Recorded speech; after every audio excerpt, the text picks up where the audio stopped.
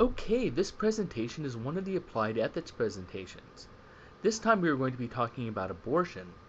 In this presentation, we will be discussing an argument against abortion given by Marquis. In a future presentation, we will be covering an argument in defense of abortion by Judith Jarvis Thompson.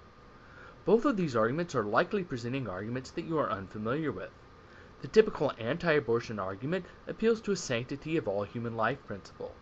The typical pro-choice argument argues that personhood is what is important and argues that zygotes or a fetus does not meet those requirements. Marquis, however, is not going to make the typical pro-life sanctity of life assumptions. And when we get to Thompson, she will argue that even if we were to assume that a fetus is a full person, though she does not really believe it does not follow that abortion is always wrong. Of course, abortion is a controversial topic, and my goal isn't to turn people to one side of the issue or the other, but to explore two of the more powerful philosophical arguments given regarding abortion and some of the objections to them. Marquis begins by pointing out that most pro-life and pro-choice arguments rest with the status of the fetus. The typical pro-life position, he believes, suffers from being too broad and often rests on a sanctity of human life principle, such as it is always wrong to take a human life. The typical pro-choice view, Marquis thinks, is too narrow and usually rests on a view like being a person is what gives an individual moral worth. Marquis believes that the pro-life view is too broad for the following reason. If being alive and having human DNA were enough to deserve moral protection, then human cancer cells should be protected. They have human DNA.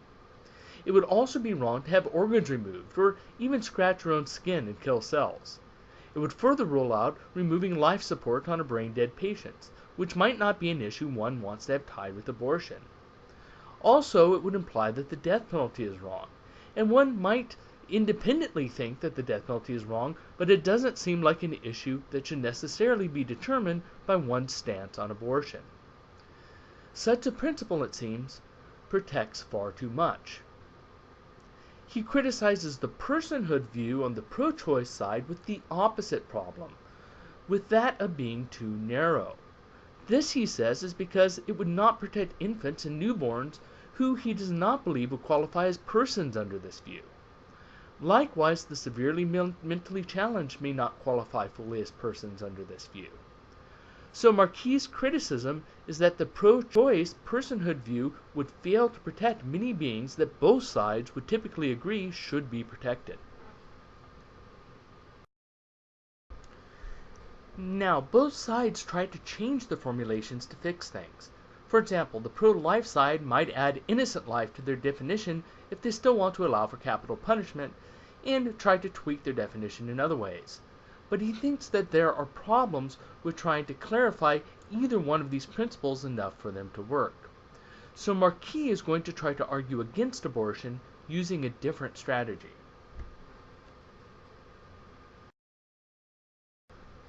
Many, if not most, pro-life arguments approach the position from a religious point of view. Many of the arguments against abortion deal with religious arguments, and the core of the group is generally made up of conservative Christians, at least in the United States. The particular religion may vary from country to country. More liberal Christians who don't believe abortion is wrong also sometimes try to use scripture to back up their case, such as the fact that in the Bible causing a woman to miscarry was not treated as murder but resulted only in a fine, a small fine.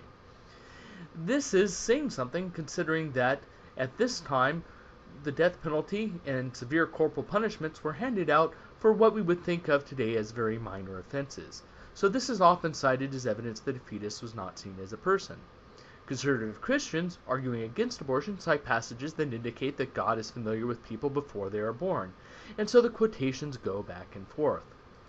Marquis is going to deliberately try to avoid religious arguments, not because he isn't religious, he's Catholic, but because he wants to show that there are reasons to object to abortion even if you don't hold on to some particular religious belief.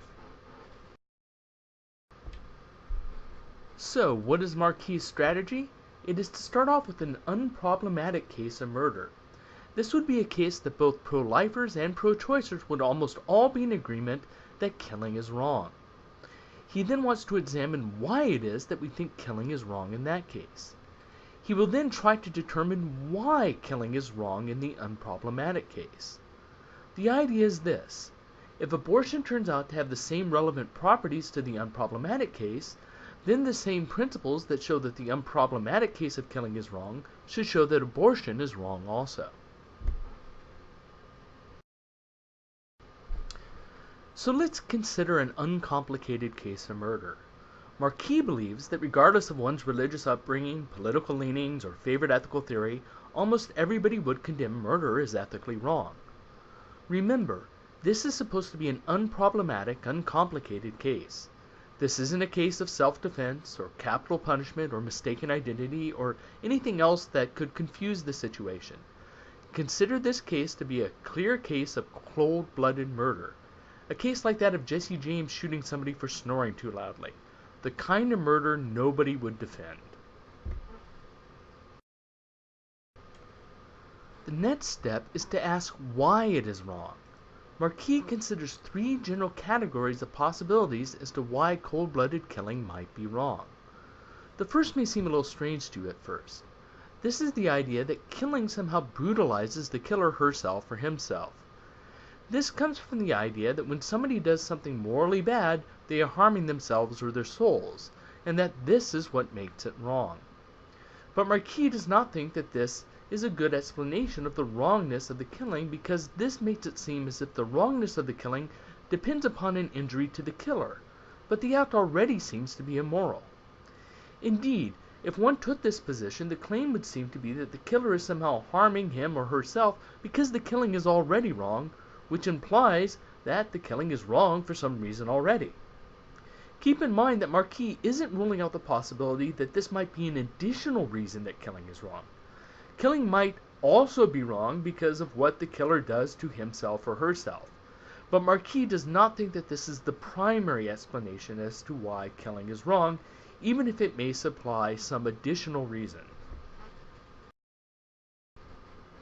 Okay, then how about this possibility?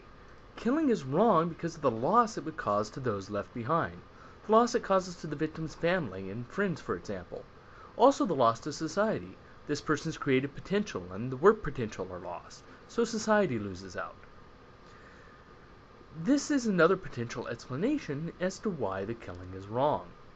But Marquis doesn't think that this works either, for the simple reason that if this were the only reason why killing were wrong, then it would imply that it would be morally okay to kill hermits. A hermit is somebody who has isolated herself or himself from society. Imagine somebody who has done this so completely that nobody would miss this person if they were gone. This person is completely isolated and has no relatives or friends. This person is self-sufficient in the woods and does not trade or exchange anything with society. Even if there were such a person out there, we still believe, presumably, that it would be wrong to kill her or him. Again, this doesn't mean that harms to society cannot be an additional reason why killing is wrong. Killing might be made more wrong because of the losses it causes to society. But again, Marquis does not think that this works as the primary explanation for the reason why killing is wrong. So, this leaves open what Marquis calls the third class of possibilities. The first class was that the killer harms herself. The second was that society is harmed.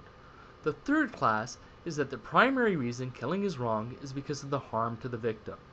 Marquis thinks that this is the right area and that this is also the most intuitive. But we still have to state the kind of harm. There are several kinds of harms that might be done to the victim that make killing wrong. Also note, it isn't exactly easy to say what the harm to the victim of a killing is, since once the killing is over, the victim no longer exists. Marquis considers three major possibilities. The first possibility is that killing is wrong because it causes the victim pain. But Marquis does not think that this works.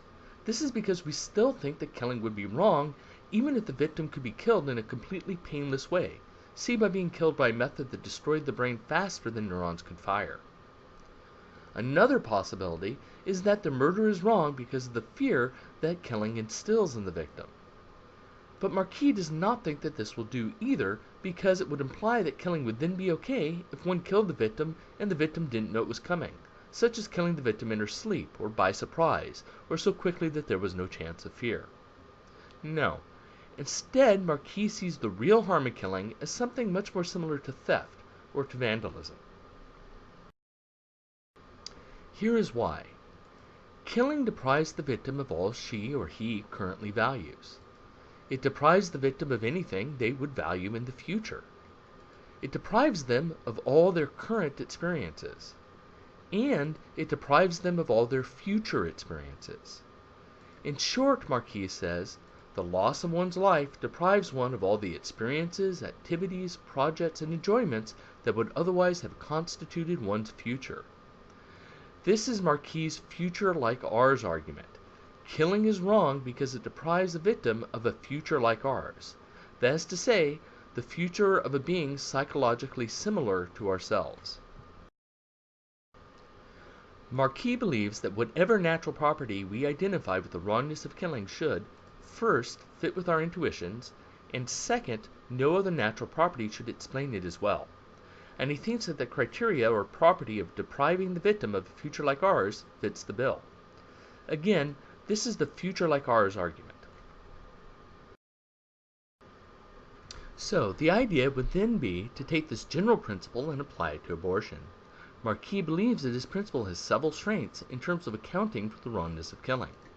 First, it would be wrong to kill aliens from outer space if their psychological lives are sufficiently like our own. Second, it includes the possibility that it might be wrong to kill some animals that have a psychological future similar enough to ours. Note that the sanctity of human life principle cannot account for this. Third, the principle does not entail a sanctity of human life principle as many pro-life arguments do, and so does not automatically entail that it is impermissible to have euthanasia or the death penalty and so forth, nor does it require religious assumptions. Fourth, it does entail that it is wrong to kill infants and children, since they do have a future like ours. Fifth, it does not rest on the claim that since it is wrong to kill persons, it is wrong to kill potential persons also. Equating something potential with something actual is a real weakness of many pro-life claims. Potential, by definition, means not yet. We don't let potential surgeons, people who might potentially learn how to be doctors, perform surgery, for example. Potential farmland does not produce crops. When you say something is potentially something else, you admit that it is not that thing yet. Sixth, it does not hold that all abortions are necessarily wrong.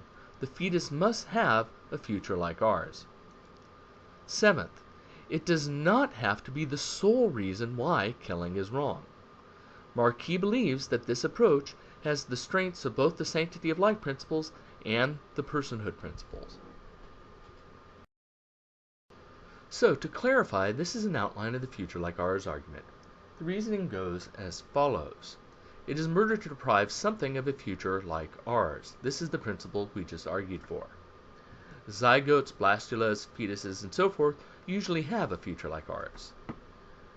Therefore, human abortions which kill these things are usually morally wrong for a similar reason to murder or unjustified killing. The usually here is important. As noted in the previous page, Marquis' argument might not rule out abortions of fetuses when the fetus does not have a future like ours, for example. Such a case might be like the baby Teresa case, where there only exists a brainstem. In such a case, the baby would never have a psychological future like ours, and so the future like ours argument does not itself provide an argument against abortion in this case. Marquis says that to undermine his future like ours argument, one would have to give another account of why killing is wrong that is just as intelligible, but which has different results for the abortion issue. Next, Marquis anticipates and tries to counter some possible objections to his argument. Here's one possibility. Maybe we can say that instead of killing being wrong because it denies something a future like ours, maybe we can say that it is wrong because it discontinues the experiences of the victim. This would undermine this principle's strength as an attack against abortion because one would need to have experiences before they can be discontinued, and one likely cannot have these experiences until the brain is sufficiently developed. Marquis does not think that this works as an objection, because first, he does not think that the objection makes sense unless we already think that the future is valuable. In other words, unless we already admit to the value of a future like ours. And second, he thinks that it would imply that it is wrong to kill somebody who is in misery and begging to die due to some disease, since that person would have an experience to end. One might question whether or not Marquis is giving a generous reading to this objection, however. One might think that a future is valuable, but only to beings who have experiences already. As to the second objection, this is to a bare experience account, but there is no reason that mere experiences should be valued and not say experiences like ours instead. After all, Marquis already is invoking the like ours descriptor in his future account. A second objection Marquis considers is the possible objection that maybe what is wrong with killing is that it undermines a fundamental desire of the victim. Call this the fundamental desire account. But Marquis finds fault with this for two reasons. First, because we believe that it would be wrong to kill somebody with little desire to live. For example, somebody who is not terminally ill, but who is suicidal. Second, he thinks that there is a deeper flaw. He thinks his own account is fundamentally better because it explains the desire for life. We value the good life brings, he thinks, which fits the future like ours theory. Do you think that these objections are sufficient?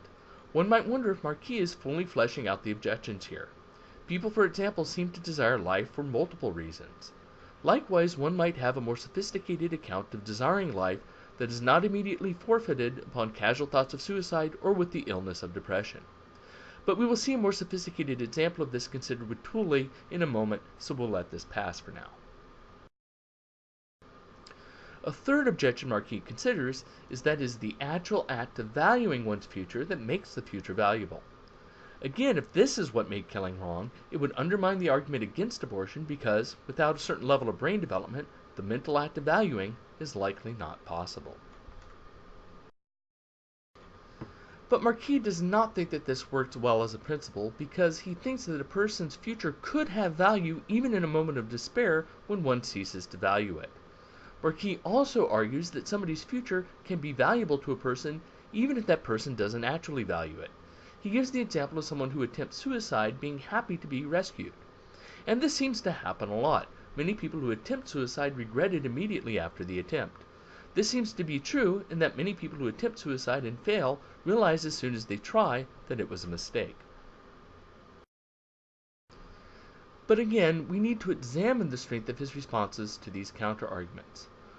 One might, for example, say that what is important is that the victim really value his or her life, not that he or she believes that it has no value mistakenly on one level.